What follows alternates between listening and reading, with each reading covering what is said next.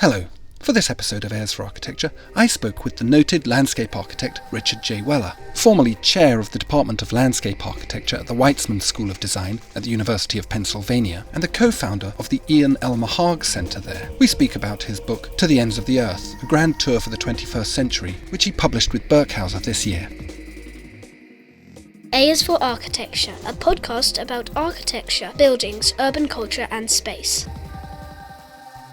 Hello and welcome to another episode of Airs for Architecture. I'm talking today to Richard J. Weller, scholar, architect I'm assuming, and writer about his recent book, To the Ends of the Earth, a grand tour for the 21st century, which you published with Birkhauser. But before we get into that, Richard, would you introduce yourself, please? Hi. Thanks for having me. I'm technically speaking, I'm a landscape architect, and I hail from Sydney, Australia.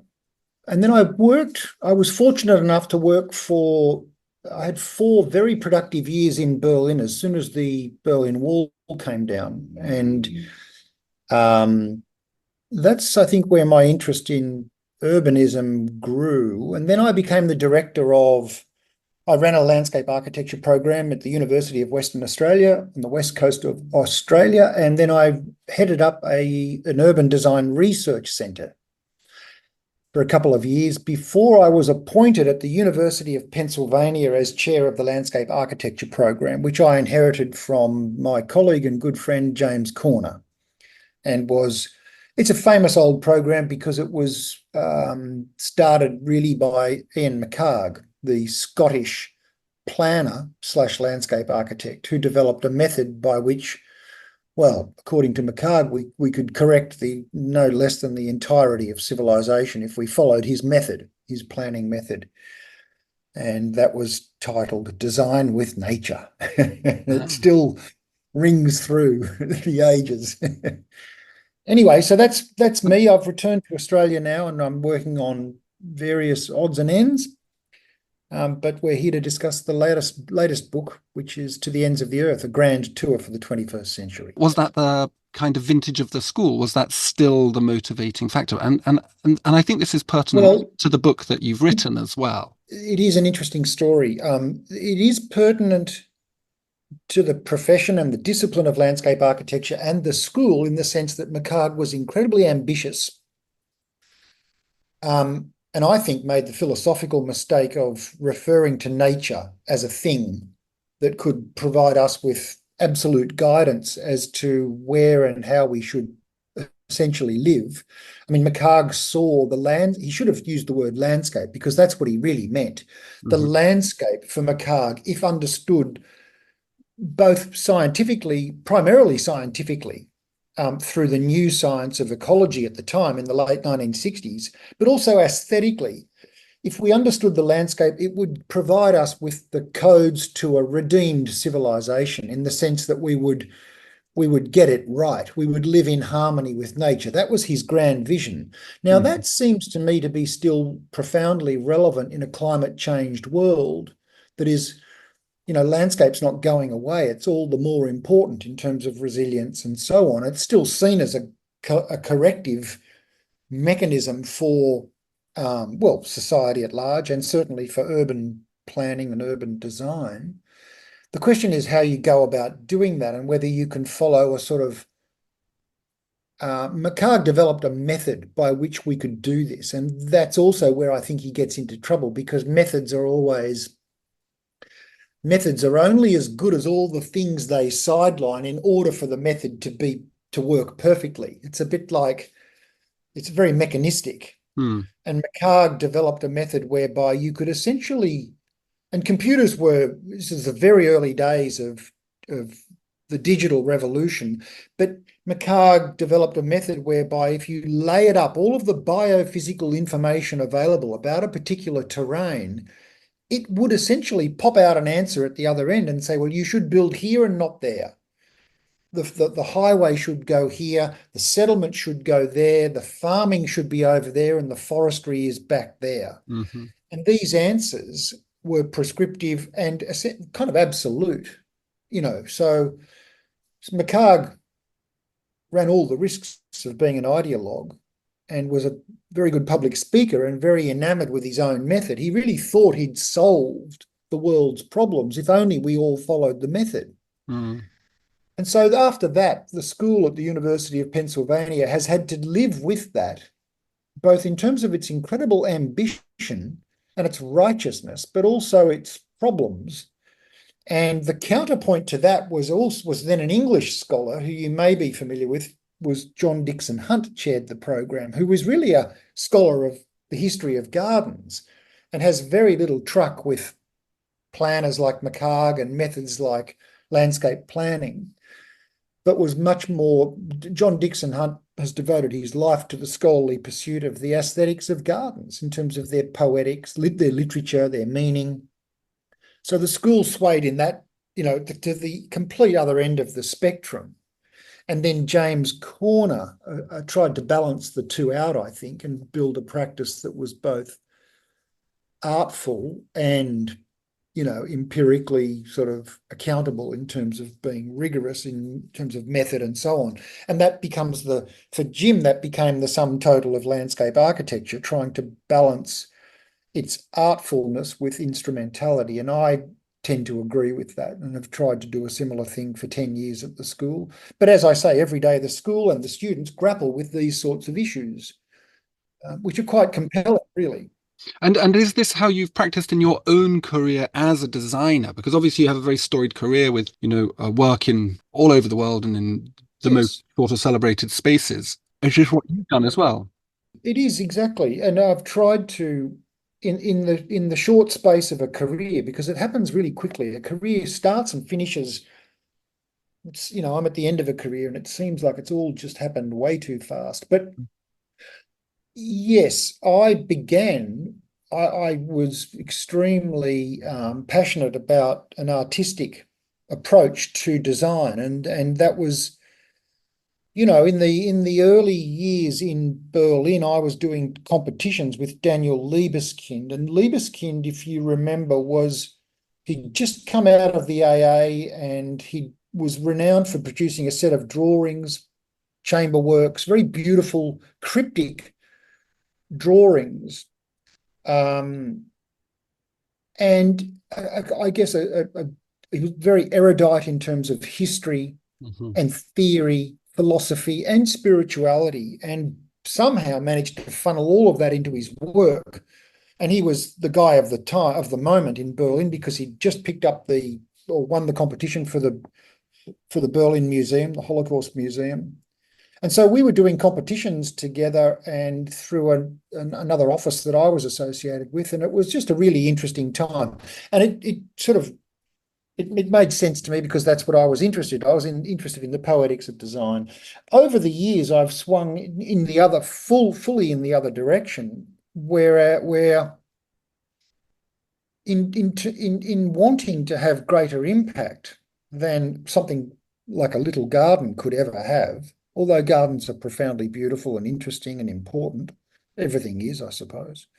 In a bid for greater impact, I swung across to urban design and landscape planning, as it's used to be known, and pursued a much more instrumentalist approach to design. And I've tried in the last few years to pull it all together and balance the two out. And that's what I write about in my monograph. And that's been the struggle across the course of a whole career. How do you balance an interest in art with an interest in instrumentality? And I think that affects every architect to some degree, or every designer.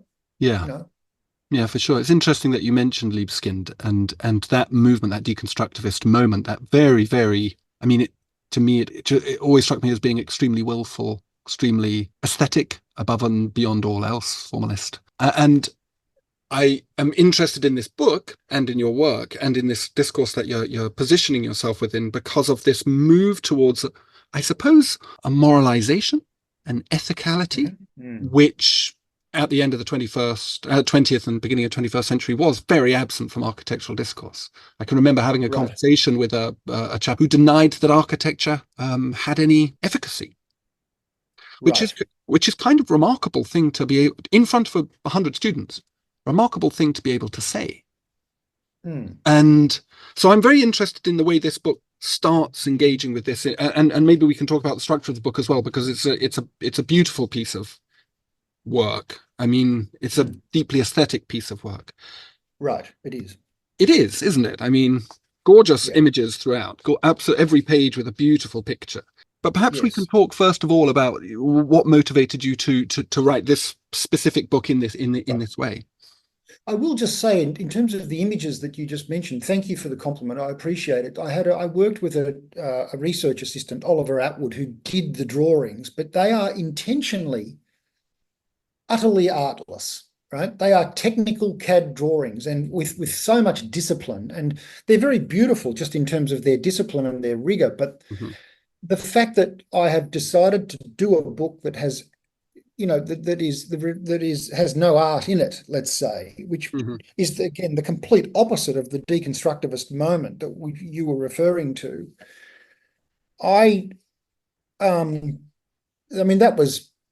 it is a highly aesthetic choice nonetheless, because this book is modeled on, the idea of a travel guide or a guidebook of some sort, an old, it references the Baedeker guides from the early 20th century as beautiful small publications, with the ribbon and the beautiful plans and the technical drawings. And so the book is styled, it is a lovely aesthetic object, but it certainly approaches the places around the world that it gathers up into its covers, the 120 places, empirically. I mean, it's trying to say, this is the truth of things. I mean, I don't believe any drawing or any image is the truth. I don't believe any philosophy or any theory is the truth, or any method. But this is a very open-eyed, this is staring at the world without any filters. This is not about the expression of the author. This is about accumulate, except insofar as there is some subjectivity in the selection of places. So, for example, if I asked you to make your list of 120 places which you think are emblematic of the contemporary global planetary cultural conditions, what would you choose? And so there is subjectivity and intent and a sort of authorial assertion in doing that. But apart from that, the text that explains each of these places and the drawings are no nonsense, clear-eyed accounts of what these places are as a form of empirical evidence as to what we as a species have become in the Anthropocene. That's kind of how I see it. Mm-hmm. So to get to your question about how this book emerged, for many, many years, I've taught a subject called the culture of nature. And it really is philosophy, science, theology, art history, bit of linguistics, a whole bunch of stuff sort of montaged and taught in a way that I think designers can find useful. Mm-hmm. So we're talking about students that typically don't know much about philosophy. They have a very thin idea of history. Undergraduate students largely, although at Penn they were graduate students. But anyway, so I've been working on this course for many, many years, trying to get into one subject, a kind of useful account of how the world has become what it has become by reference to the history of ideas. And as well as lectures and essays and the usual sorts of things that you find in a history theory class, I've always asked the students to do creative exercises. And one of those exercises was to ask them to choose places and to draw places that they thought were relevant to our contemporary cultural condition. And so that was the seed of this book. And then Oliver on the drawings and myself on the writing, we've worked for the last 3 years to do the actual product, which is the book. Yeah. Well, it's, as I say, it's beautiful. And these places are set out under a series of themes, each one presented with a drawing, as you say. I think they are aesthetic, but perhaps I've just gone through some kind of architectural hazing and just like really, really precise drawings. But there's a whole series of themes with subsections within them. Yeah, the themes are so paradises. So the 120 places are organised into paradises, Yeah. utopias, machines, ruins, Hmm. monsters, ruins, and then finally instruments. But the Mm. preface to all of those, in each of those categories, are 20 places that represent those sorts of overarching themes. But there are a set of hyper objects up the front, which are the primary lenses through which I ask the reader to view these places. And they're, hyper objects, they're colloquially, they're known, they're big, complicated things like the internet, the universe, the city, the body, those sorts of things. Yes. The critical zone. The critical zone, yes, which sounds like an expression that would come from the arts, but it comes from the sciences, and something that Bruno Latour made a lot out of in Mm. terms of the critical zone. In terms of the sciences, the critical zone is really that thin bandwidth of all living matter between bedrock and, atmosphere. So it's just a thin planetary film in which we live. And I think Latour tried to theorize it and imagine it and describe it as a completely new sense of place in which we are, embedded. Mm. Um, so, and the hyper objects, I mean, I owe something there, of course, to Tim Morton, who effectively coined the term for design culture, although the term I think comes out of geometry, Mm. has its own history. Anyway, I do refer to the hyper objects that I mean are things like the universe, just big, really complicated things that we assign one word to, but we barely understand and we certainly can't imagine. But I also do refer to and mean the hyper objects the way Morton means them, in terms of a multiplication of any simple object that you can hold or see through space and time. Mm. And Morton's argument is, I think, that if you've got the intellectual elasticity to multiply the polystyrene cup in your hand through all the polystyrene cups in the world, you start to approximate an ecological way of thinking. And that opens up new ethical frontiers for us. And I tend to think he's right. I mean, I think there is a profound challenge to all citizens these days to connect the little things that surround me with their hyper versions, which are multiplied out to a planetary scale in both time and space, and to try and grasp those sorts of relationships and draw the connections. That's an ecological way of thinking. Yeah, I do appreciate it. The hyperobject thing was new to me and connected to a thing that I tire my children with, which is this idea I call big numbers, Right. which is that when you start with a big number, like the population of the world, you end up with big numbers very quickly. So Right. if you talk about chucking away plastic straws, but your Yeah. beginning number is 6.5 or 7.5 billion, Right. you get to very large numbers immediately. And it is an interesting way of starting to appreciate the world. And the other thing, of course, as you mentioned the critical zone, which I hadn't realized was a something. I mean, I've never had an original idea, so I assumed it was, but I had not read about it. But I had been thinking about the scale of the atmosphere in relation to the volume of the Earth, and it's very thin, isn't it? It's like 1% of the Yeah. diameter of the Earth is the atmosphere, or something along those lines. Not quite, but Mm. something along those lines that we all exist within. Yes. To move back to the book, the subtitle of the book, A Grand Tour of the 21st Century, I think, as you've mentioned, perhaps undergraduate knowledges of history are quite thin to begin with. Yep. What is the Grand Tour? What was it, and what has it, and why do you use this as a device? So the Grand Tour, I mean, you would know this, but the Grand Tour began in the middle of the 17th century, when a certain class of, well, the European aristocracy, and in particular the British, felt compelled to travel to Italy to experience the ruins of classical antiquity firsthand. And some would push on beyond Florence, Rome, and also the Renaissance, of course, to to Mhm. to to consume and be close to the art and architecture and gardens, the landscape architecture of the Renaissance. But And some would push on to Greece, but it was primarily focused on Florence and Venice and Rome and Naples. And of course, it was also an excuse for a party. Sometimes it would go on for years.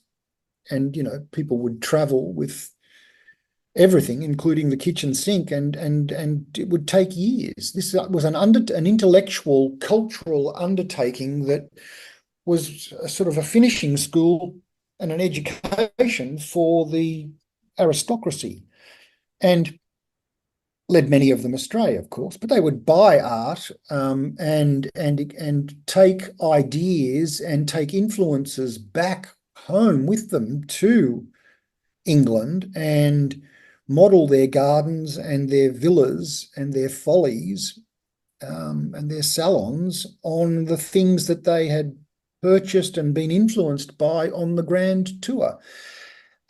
But the really powerful idea here is it's not just a certain class of person that's going south and having a good time and learning about art and architecture and so on. It was really the way in which the British could appropriate Western civilization from its roots, as it were, and make it English. I mean, it's such a what's the word? It's not daring, but it's sort of a bold cultural play, in the sense that the British positioned themselves as the rightful heirs to classical culture and brought it home to England and made it theirs. And then, of course, they projected around the world through the empire. And in a sense, it was a way of, through art and architecture and landscape, sanctioning the pursuits of imperialism, I suppose. And so it's a pretty interesting thing. It's also just the birth of tourism. I mean, the people that could afford to do this obviously had the means to do it, but by the time, a century and a half later or more, with the invention of railways, you get the idea of taking some time to experience an exotic location moves down to the middle classes, and eventually to our day, in our cultural moment, tourism is very popular and everyone expects to be able to undertake that experience to some degree. Whereas in the middle of the 17th and through to the 18th century, it was an aristocratic exploit. So it's the birth of tourism, and now we live with the phenomenon of global tourism, where people are, looking for escapism, and it still has there is a residue of the Grand Tour, because everyone still likes to think of travel as broadening the mind. There is something sophisticated about traveling still, but in actual fact, you just want to hang out in Bali and have a wild time, or whatever, and escape your mundane reality, have a break. So anyway, that becomes the idea of an intellectual experience based on travel, which has ideas about culture and humanity and civilization at stake, are the sorts of things that I thought would make that underpins this exercise, which is to find a new kind of grand tour. Because clearly, look, I still think it's profoundly important to visit, the ruins of antiquity and the standing buildings, and to admire and study the art and so on. But is it plausible to what degree do those sorts of places in Florence, Naples, and Rome, how relevant are they to today's cultural conditions? And so it seemed like a fun idea, at least, to try and draft a new tour and in the case of the book, it worked out at 120 places, which I think do speak the truth about contemporary culture. I mean, as a rule, in this book, by the way, there was a rule, and that was I could only select from the 20th and 21st centuries. And I had to do that because the whole of history is too much. And to make the thing contemporaneous, I drew a line in the sand at the beginning of the 20th century. Thank you for that. It's a fascinating idea, and perhaps we can get onto this idea of the touristic experience, the touristic gaze, in a little bit. Why was it classical culture particularly that do you feel that the Grand Tour pursued? Why still does the classical leapfrogging in entire and extraordinary period of human history, which is known insultingly as the Dark Ages? I've seen Saxon craft. Right. There's nothing Dark Age about it. But I think that's perhaps at the heart of it, is that there's something to do with the objectification of knowledge that classical ordering seemed to suggest, which then gets taken on into imperialism as a mechanism for justifying pillage. I mean, why do we still go to Florence and Rome? Because we're still imperialists, I guess, is the question. Yeah, I don't know. I mean, I don't know if it can be.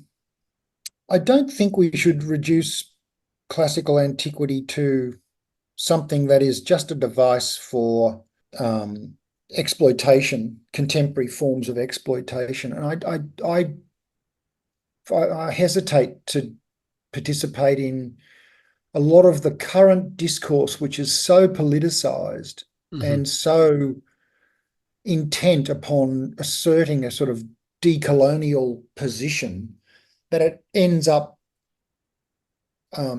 underestimating history. And however, having said that, I mean, I started this today by saying that I think the British appropriated Western civilization, no less, as a form of justification and a sort of the grand endorsement of their global imperial project. There's no doubt about that being one of the ways in which the Grand Tour functioned and the way in which history has been used. But I also think there's so much more to it, and Yeah, for empire, sure. empire, imperialism, history is just so complicated and so full of grey matter that it's hard to draw a very didactic kind of political theme out of it that works in the here and now.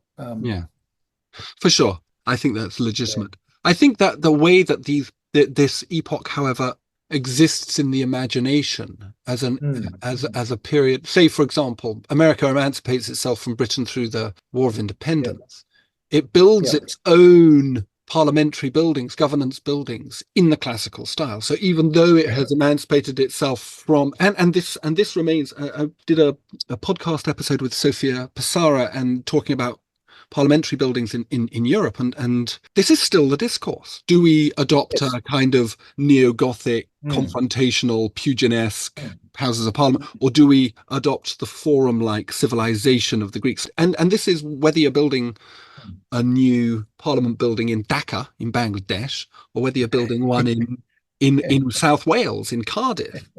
It's very fascinating that we still, but the point I wanted to come to, and it comes to back to your book, is this issue around the virtual quality of what you describe. So this N. Catherine Hale's idea around virtuality, that you are encountering these 120 case studies principally through the realm of the digital. That is to say, not in person. For example, the Amazon data center, or Launch Complex 39, or the Tesla Gigafactory, or the United Downs geothermal well, or GIS crop harvester. So the book itself seems to, in a weird kind of way, like the knowledge of the Grand Tour being something that then becomes, it sort of goes beyond the necessity of encounter. You don't need to go there to understand it.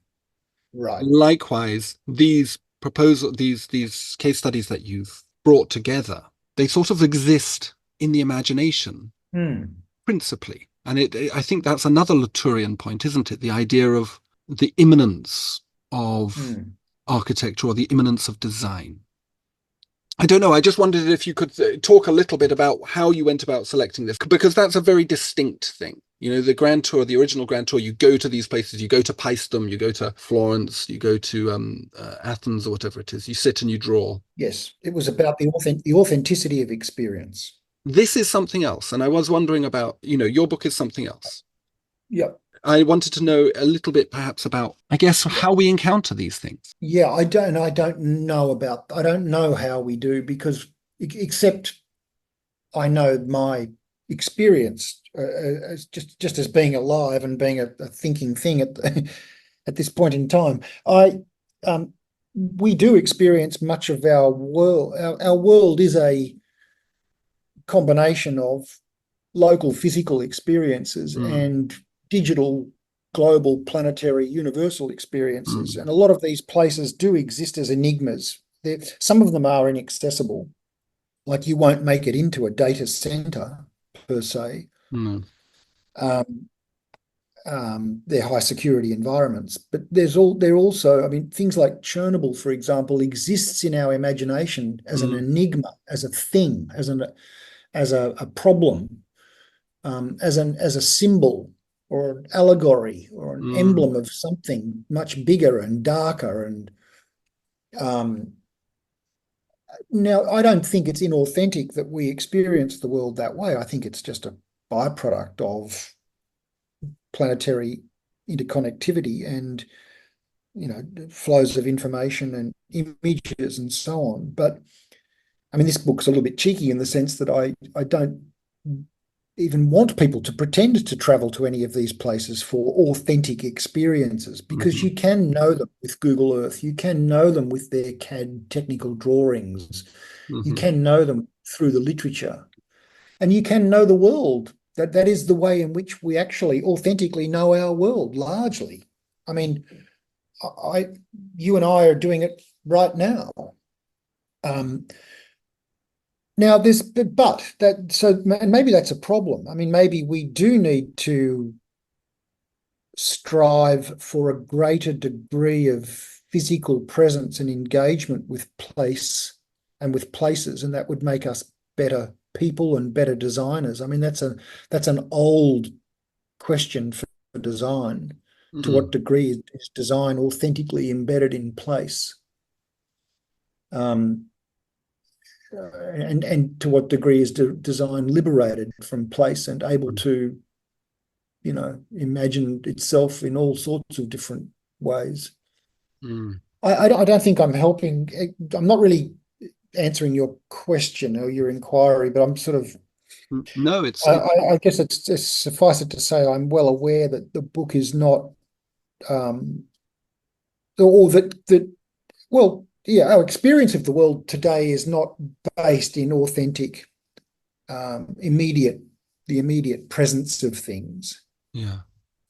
But I don't think that necessarily devalues our experience of the world. No, no. And insofar as a Tesla gigafactory Yeah. or a data center actually coordinates my haptic experience of the present moment, it's a sort of mystery in a way. It's a sort of spiritual kind of character of the present, which is that we've become extraordinarily integrated. Yeah. And not just on the practical level, not just on the level of us sharing electrons through the internet at the moment, but also through the idea of understanding that these places exist and that they are meaningful as well, and valuable to understand. Right. And there is also the pressing reality of the fact that all these places are, as I said earlier, empirical evidence of contemporary cultural conditions and contemporary ecological conditions. So Mm, I mean, these are sometimes these places are horrific in terms of their socio-political dimensions, but also their environmental and ecological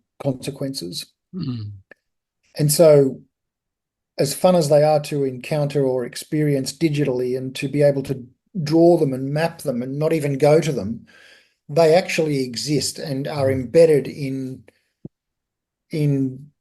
ecological systems that have mm, real life and death consequences for a whole host of other organisms and have systemic consequences that are now, of course, returning upon us.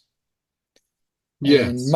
much of it's negative. I mean, that is the book is an attempt to make a grand tour for a climate changed world. Mm, In other words, which is really a way of saying, well, how do we imagine, how do we locate ourselves, and how do we act now in a climate changed world?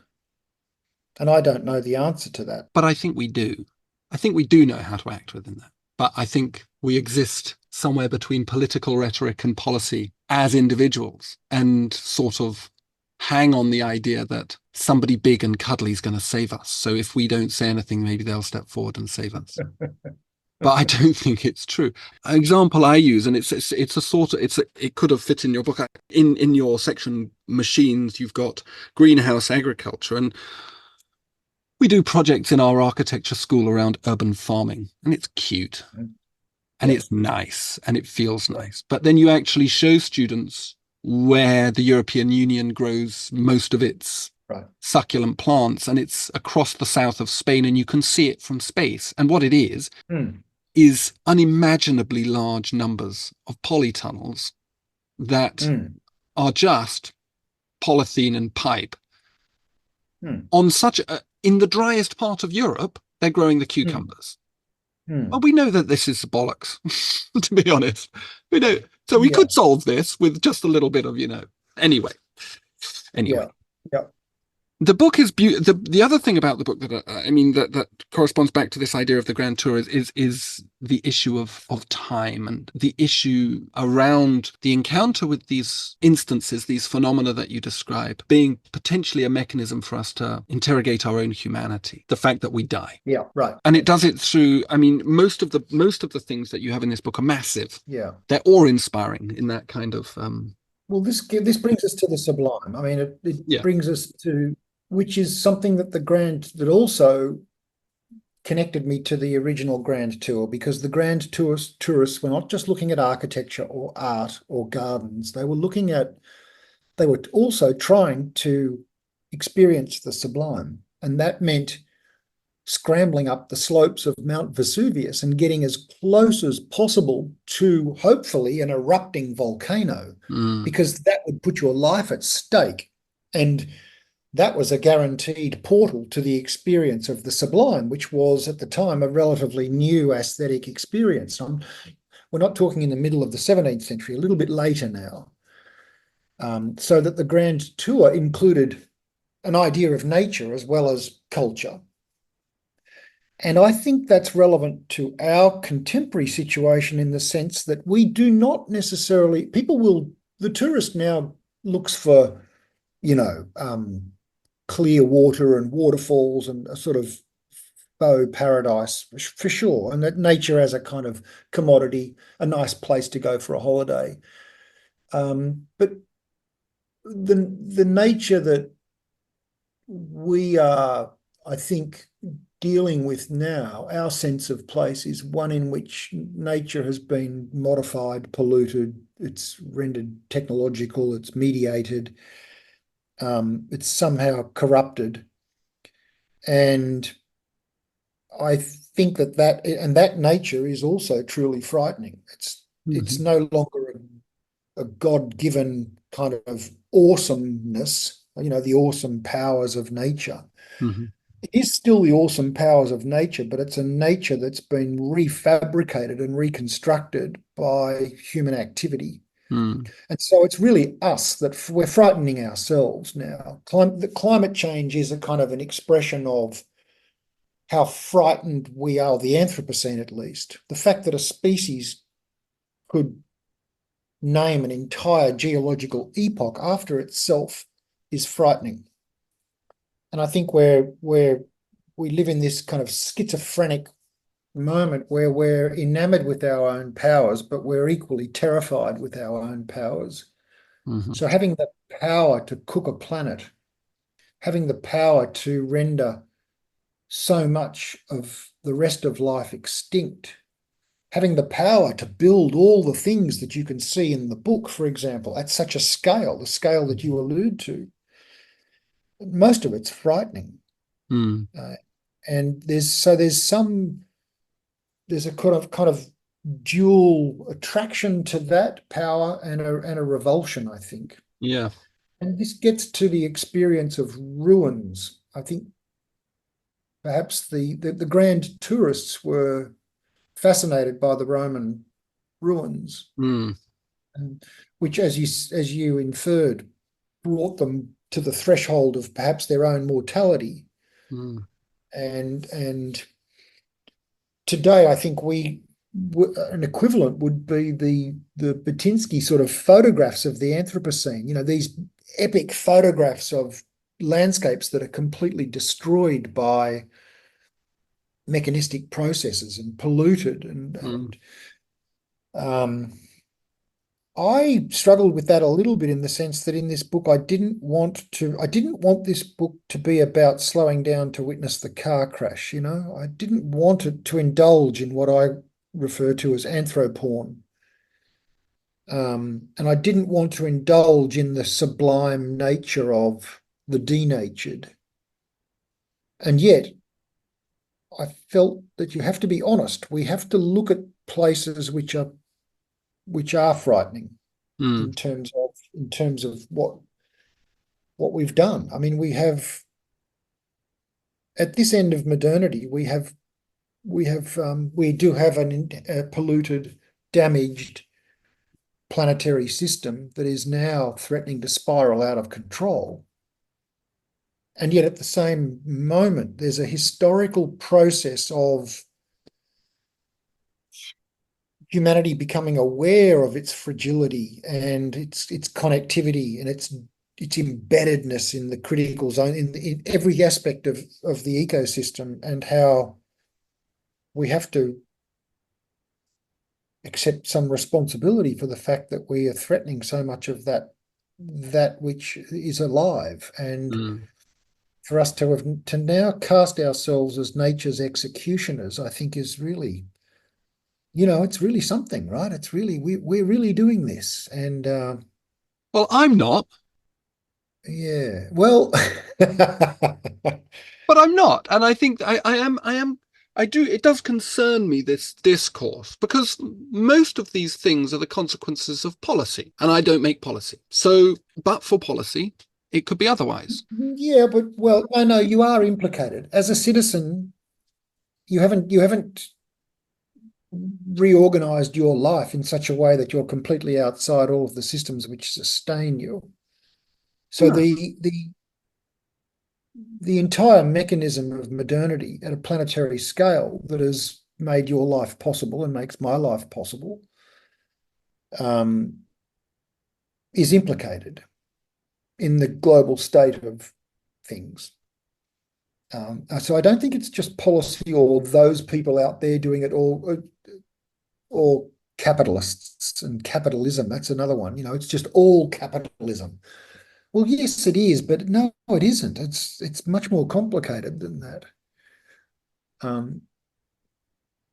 Well, I think there's an argument to be made, but certainly there's an argument to be made that the primary responsibility for climate change and the Anthropocene rests with the so-called first world. I mean, I get that, but I still think everyone is profoundly implicated now. Well, almost everyone, no matter where you are or who you are. I wanted to ask a little bit, just finally, around this idea of the aesthetic. You've talked about the aestheticization, particularly of this issue, because you've talked about it in terms of crisis and in terms of moral responsibility and, in a way, moral turpitude of the individual, implicating. But at the same time, this book, and to go back to it, you have presented and described very elegantly these, I suppose, in a way, pathological, some of them directly pathological conditions, for example, the palm oil farms or bauxite mines, or the machines that they're using now to dredge the ocean floor to get battery chemical. But at the same time, it is, and it's that's only just begun. That one's going hard. Yeah.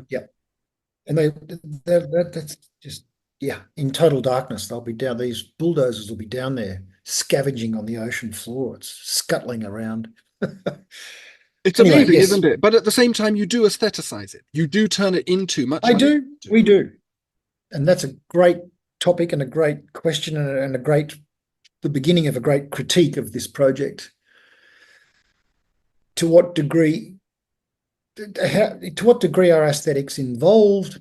To what degree, which opens up the question of how designers should or should not engage with these sorts of places. Mm-hmm. How are we implicated? What does it mean for our work in designing things?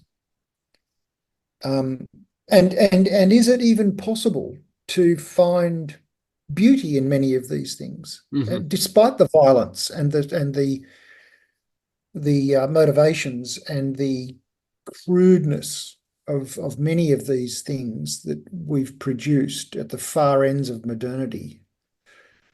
There is also beauty to be found in almost everything, depending on which level you look at it, think about it.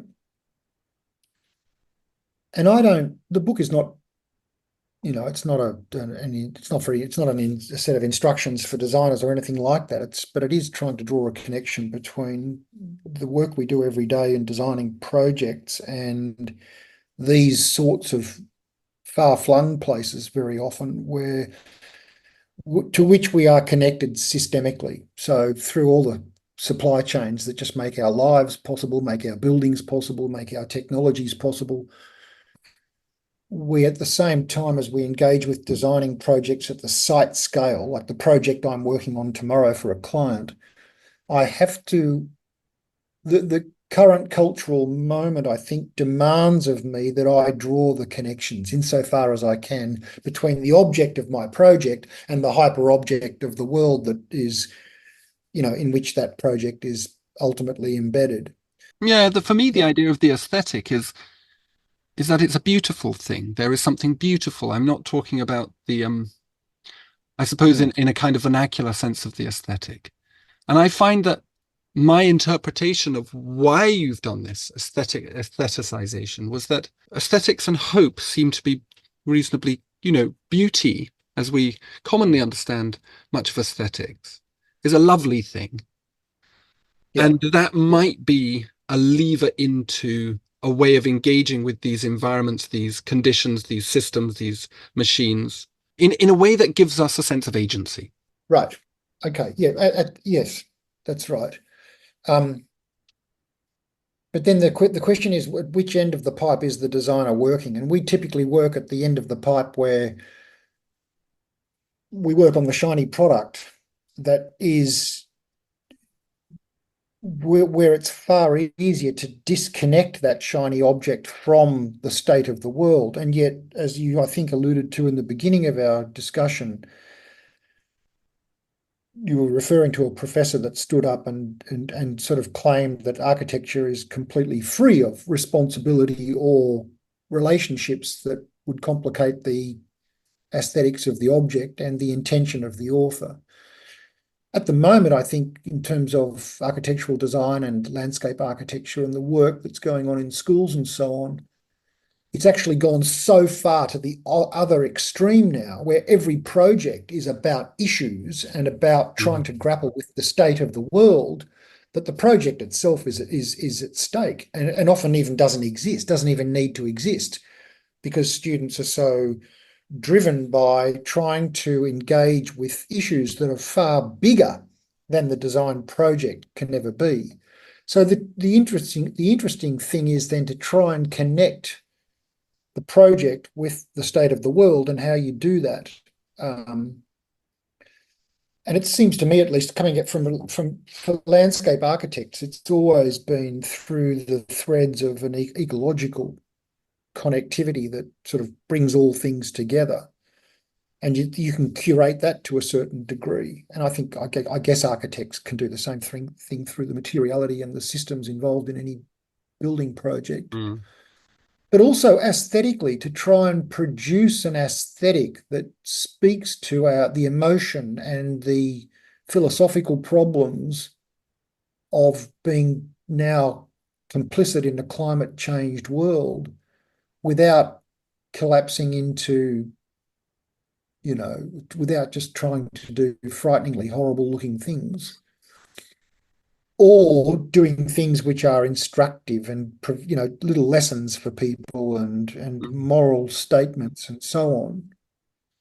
I think that's really exciting. And there might be clues in some of the places that I've gathered in this book for an aesthetic of late modernity that is fully cognizant of the violence and the destruction and the exploitation that has occurred through the historical process of modernity, but nonetheless might be able to find optimism and as you say, some forms of beauty in the circumstances in which we find ourselves. And I am actually a believer in that. I mean, I believe in the beauty of the project for sure. Fantastic. That's a great point to finish on. Thank you so very much. Okay, thank you so much. I really appreciate the thoughtfulness of the conversation. To quote Ice-T, or is it Jay-Z, I got 99 problems, but this book ain't one. Never a truer word spoken in rap. Thank you to Richard for taking the time to speak with me, and to Barkhauser for the wonderful book. It's a real beauty. You should get it. See the podcast description for links to it, and to Richard's professional profiles. And thanks for listening.